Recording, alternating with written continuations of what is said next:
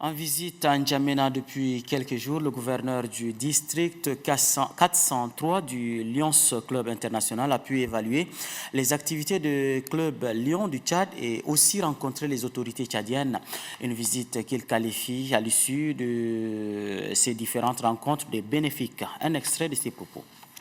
Le club Lion de N'Djamena évolue dans un environnement de crise. Donc les choses ne sont pas faciles.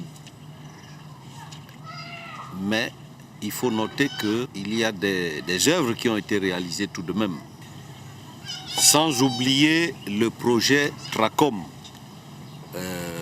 qui est très important, qui est financé essentiellement par la fondation du Lions Club International. Sur 2 ans, il y a 600 millions de francs qui ont été injectés pour procéder à 15 000 opérations afin de sauver 15 000 personnes de la cécité. Les clubs Lyon ont un certain dynamisme à N'Djamena malgré le contexte de crise qui prévaut. Mais comme le dit notre président international, nous devons gravir de nouveaux sommets.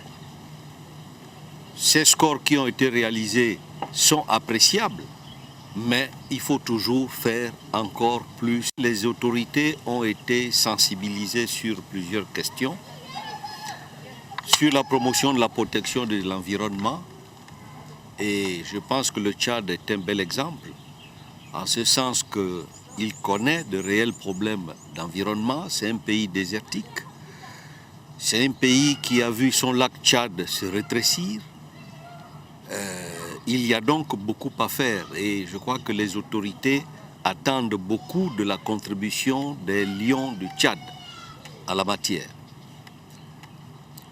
Concernant la jeunesse, il y a également des attentes parce que dans un contexte de crise, la jeunesse est livrée à un certain nombre de fléaux tels que la toxicomanie, l'alcoolisme.